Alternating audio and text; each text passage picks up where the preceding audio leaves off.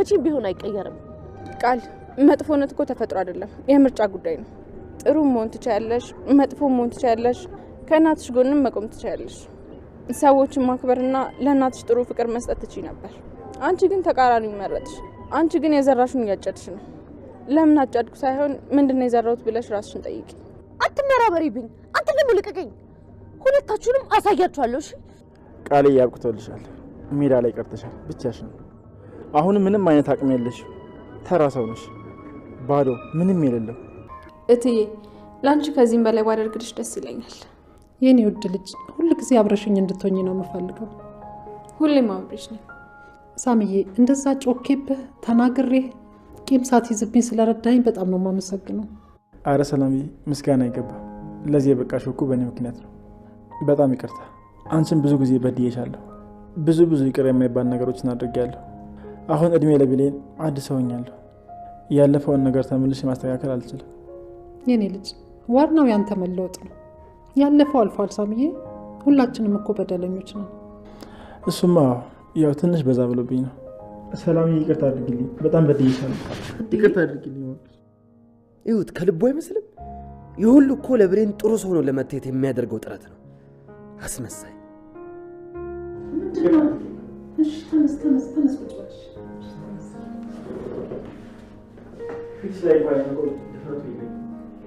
ከበደልኩሽ አንጻር ምንም ባረግ ልክስሽ አልችልም። የፈጣሪ ያለ ሸምድዶ ነው እንዴ የመጣው? እንዴ ሰው በዚህ ልክ እንዴት ማስመሰል ይችላል?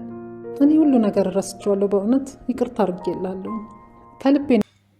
ሰላም ወደ ቻናሌ ቤተሰቦች እንዴት ናችሁልኝ? እንኳን ወደ ዩቲዩብ በሰላም መጣችሁ።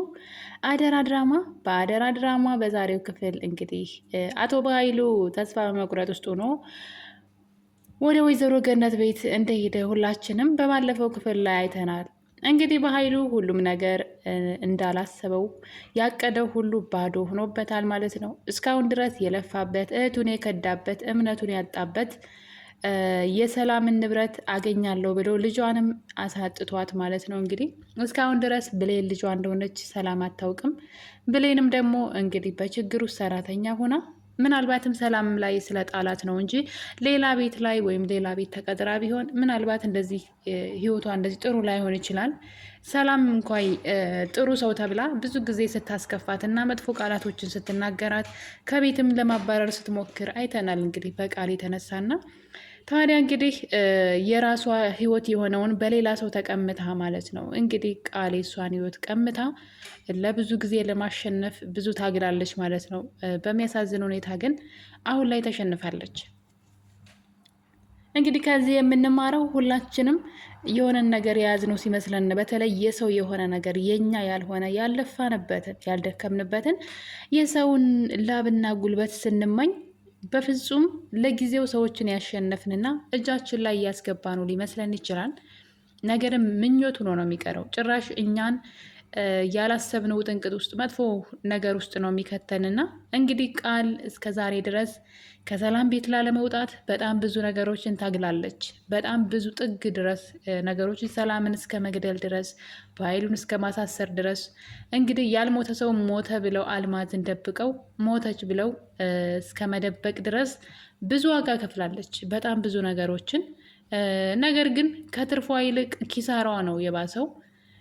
ምክንያቱም ደግሞ የሰላምን የሆነ ነገር ሁሉ ለእኔ ያደርጋለሁ ብላ በጣም ብዙ ተስፋ አድርጋ ነበረ። በጣም ብዙ ነገሮችን እና እንግዲህ ምንም ያተረፈችው ነገር የለም። እዛ ቤት በኖረችባቸው ሰዓት ደስተኛ የሆነችበት ቀን አንድም ቀን የለም። ሁሌ በስቀቀን ሲፈልግ በኃይሉ ሲፈልግ ሰላም ሲያሰቃዩት ነበረ። እንግዲህ ኮሽ ባለ ቁጥር ለእኔ ነው እያለች እንግዲህ በስቀቀን ነው የኖረችው። ግን አንድ ነገር እንኳ ያተረፈችው የወሰደችው ወይም ያሸሸችው ገንዘብ የለም። በሚገርም ሁኔታ ለአልማዝ የሰጠቻትን ገንዘብ ለራሷ ተጠቅማ ቢሆን ኑሮ እስካሁን ህይወቷን ቀይራ ነበረ። ምክንያቱም አሁን ላይ ሰላም ከቤት ስታባረራት ቃል ምንም አይነት መሄጃ የላትም። አስቡት እንግዲህ የገዛ እናቷን ሳይቀር የካደችው እንግዲህ ለገንዘብ ብላ ነው። ታዲያ ያንን 300 ሺህ ብር እንግዲህ ለአልማዝ ሰጥታ አልማዝን ከመደበቅ ይልቅ ያን 300 ሺህ ብር ወስዳ ለራሷ ብትጠቀመው ብዙ ነገሮችን መቀየር ትችል ነበረ። ነገር ግን እንግዲህ የሰው ገንዘብ ምን ያክል ለእኛ እንደማይጠቅመንና ጭራሽ መጥፊያችን እንደሆነ ማሳያ ነው። ቃል እንግዲህ የዘራችውን ያጨደች ይመስለኛል። በእርግጥ እዚህ ነገር ውስጥ እንድትገባ ትልቁን ሚና የተጫወተው አቶ በኃይሉ ነው። አቶ በኃይሉም ቃልም አሁን ላይ ያሰቡት ያቀዱት ነገር ሁሉ ባዶ ሆኖባቸዋል። ብን ብሎ ነው የጠፋው። በጣም ብዙ ተስፋ አድርገው ነበረ። በሰው ንብረት ላይ ተማምነው እንግዲህ በጣም ብዙ ታግለው ነበረ። አሁን ላይ ግን ሁለቱም የተሸነፉ ይመስለኛል። እንግዲህ እንዳያችሁት በባለፈው ክፍል ላይ አቶ በኃይሉ አልማዝን ወደ ሰላም ወስደዋት ነበረ ማለት ነው። ዳግምና ብሌን እንዲሁም ደግሞ ሳሚ ሆነው አልማዝን ሰላም ጋር ወስደዋታል። እንዳያችሁት ሳሚ ነው እንግዲህ እነሱንም ከበኃይሉ ሽጉጥ ያዳናቸው። ሊገላቸው ነበረ።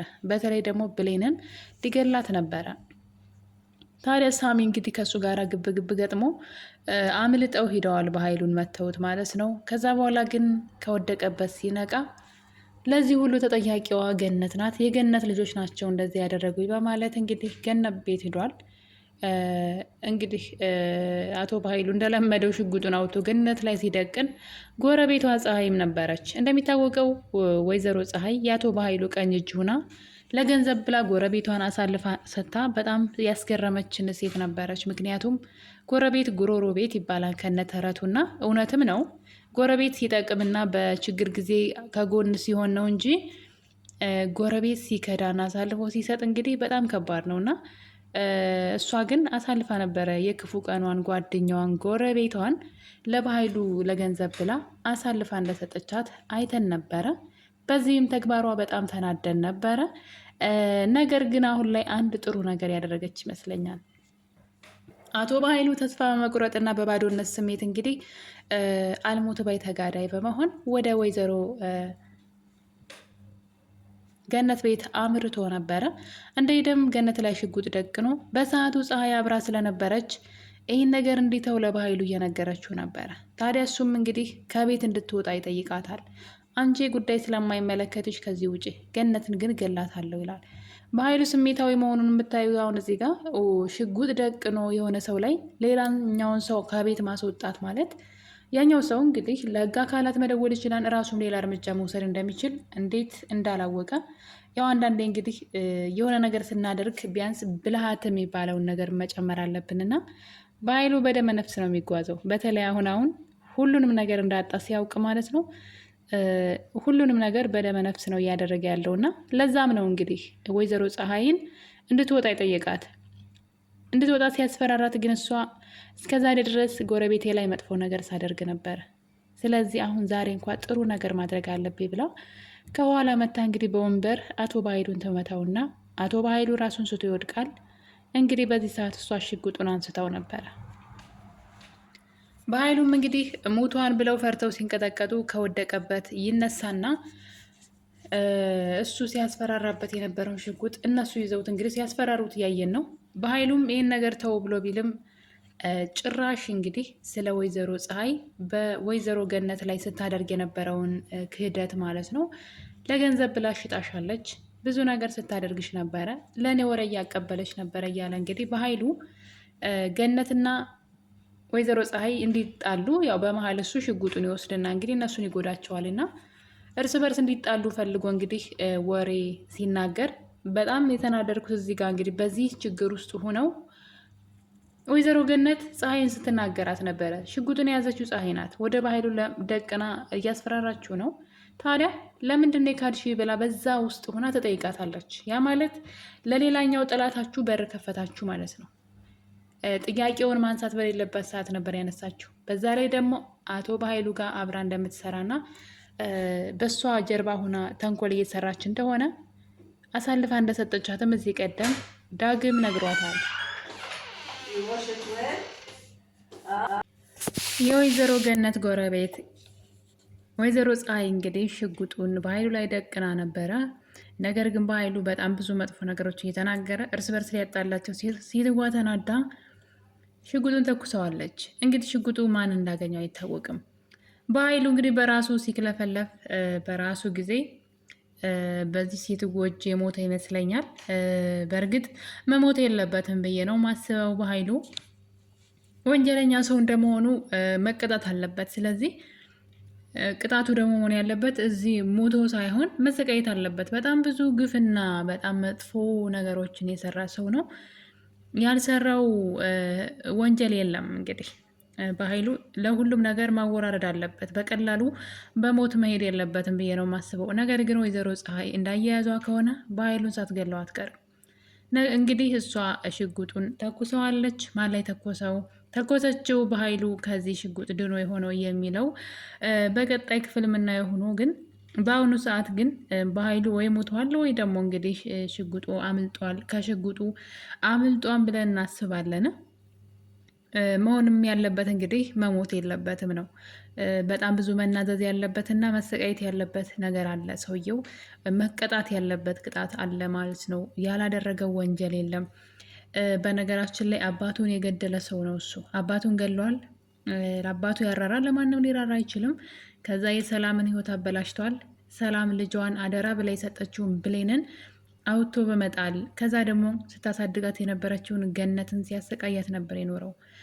እናቷ ደግሞ ከ10 ዓመት በኋላ መታ ያደራ ልጄ የታለች ልጄን አሳይ ስትለው አላሳይም ብሎ ሲያሰቃያት ነበረ ሰላምን። በመጨረሻም ሰላም እንግዲህ ልጄን አምጣልኝ እንጂ የፈለግከውን ገንዘብ ሰጥሃለሁ፣ አንተ የምትፈልገውን ሁሉ ትወስዳለህ ብላ በገንዘብ ተደራድረው ነው እንግዲህ ልጇ ብሌንን አሳይሻለሁ ብሎ ቃል የገባላት እንጂ በመጣች ሰዓት በጣም ብዙ መከራ አሳልፋ እንደነበረ ስትነግረው ምንም የላትም፣ ስለዚህ አጠቅማኝም ብሎ የልጇን ፎቶ እሷ ልጇን ፎቶ የህፃነቷን የብሌንን ፎቶ ይዛ እያለቀሰች እባክህ ልጄን አገናኘኝ ስትለው የት ነበርሽ እስከዛሬ ለ2 ዓመት ብለሽ ሂደሽ ይህን ሁሉ ዘመን የት ነበርሽ ብሎ ፎቶዋን ቀዶ ሲጥልባት ነበረ እና ነገር ግን ገንዘብ አለኝ ስትለው የገንዘቧን ምንጭ ሁሉ ነው የጠየቃት። እንዴት ነው ገንዘብ ልታገኝ የቻልሽው? 10 ዓመት ሙሉ እስር ቤት ከነበርሽ ከየት ሰርተሽ ነው ያገኘሽው ብሎ ይጠይቃታል። እሷም እንግዲህ የታሰረችበት ወንጀል ውሸት ስለነበረ ወይም ደግሞ ስህተት ስለነበረ ከ10 ዓመት በኋላ ነፃ ነች ስትባል እነዛ አሰሪዎቿ ያሳስሯት ሰዎች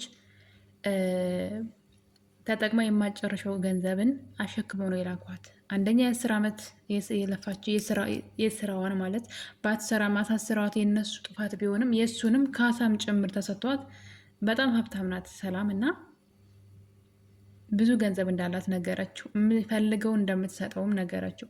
ታዲያ በዛ ሰዓት እንግዲህ ፍጥን ብሎ ቶሎ ብሎ ወደ ጥፋት ነበር የሄደው። አስቡት እንግዲህ እኔ የፈለግከውን አንተ የፈለግከውን ውሰድ ነው ያለችው ገንዘብ። እኔ ተምና ራሱ የዚህን ያክል ነው ምሰጥህ ልጄን አምጣልኝ አላለችውም። የፈለግከውን ብቻ ልጄን አምጣልኝ የሚል ቃል ነው የተናገረችው። በዛ ሰዓት እንግዲህ እሱ ወደ ተንኮል ነበር የቀየረው ወዲያው ማለት ነው። በዛ ቅጽበት የእሷ ልጅ ደብቆ የእሷ ልጅ ያልሆነችውን አምጥቶ እሱ የሚፈልገውን ሳይሆን በቃ ያላትን ሁሉ ነፍሷንም ሁሉ ነው የፈለገው እና በጣም መጥፎ ሰው ነው። የገንዘብ ወዳድነት ብቻ አይደለም በኃይሉ ያለበት ምቀኝነት፣ ክፋትና ተንኮልም አለበት እዚህ ጋር ይህን ነው የሚያሳየው እና እህቱ ናት ምንም ቢሆን ማለት ነው እና የሚፈልገውን ገንዘብ ጠይቆ መውሰድ ይችል ነበር እናትና ልጅን አገናኝቶ እና ደጋግሞ ነው እህቱን ራሱ የበደላት እና በጣም ጨካኝ ሰው ነው። ከዛ በኋላ እንግዲህ የዳግምን አባት ገድሏል ማለት ነው። የዳግም አባት ገዳይ እሱ ነው። የሳሚ ቤተሰቦችንም እንደዛው የሆነ ነገር አድርጓቸዋል። በዛ ላይ ዳግምን ከእናቱ ለይቶ ለ18 ዓመት በላይ እንዲኖር አድርጎታል። ለሌላ ሰው ሽጦት ነበረና በኃይሉ በጣም ወንጀለኛ ነው። በጣም ብዙ ወንጀል አለበት። ስለዚህ በቀላሉ በዚህ ሴት እጅ መሞት የለበትም። በእርግጥ ለማንም ሰው ጦስ አለመሆኑ ጥሩ ነው። በተለይ ገነት ገላው ቢሆን ተጠያቂ ነው የምትሆነው እና በዚህ እድሜዋ ብሌንን አሳድጋ መከራውን አይታ በመጦሪያዋ ጊዜ እስር ቤት መኖር የለባትም። ያችኛዋ ግን አሁን ለወይዘሮ ገነት ወግና በኃይሉን ብትጎዳውም መጀመሪያ ግን ወይዘሮ ገነትን አሳልፋ ሰታት ነበረ። ከባኃይሉ ጋር እየሰራች ከጀርባዋ ሆና መጥፎ ነገሮችን ታደርግ ነበረች ሴትና ምናልባትም ለስራዋ ካሳ ሊሆናት ይችላል ብዬ አስባለሁ። ግን ያም አለ ይህም አለ ግን በኃይሉ በፍጹም መሞት የለበትም። ይህ በዚህ እንዳለ እንግዲህ በሌላ በኩል ደግሞ ሰላም ቃልን እንግዲህ ከዚህ በኋላ የማልቆጭበትን ውሳኔ ወስናለሁ፣ ቤት የለቀሽ ውጭ ብላ እቃዋን ጠቅላ በመጨረሻም እንግዲህ የቃልን እቃ ሰብስባ ቤት የለቀሽ ውጭልኝ ብላታለች። ቃል እንግዲህ በዚህ በመጨረሻ ሰዓት እንኳ ቢሆን መጸጸትና ይቅርታ መጠየቅ ነበረባት። አሁንም መታገሏን ቀጥላለች።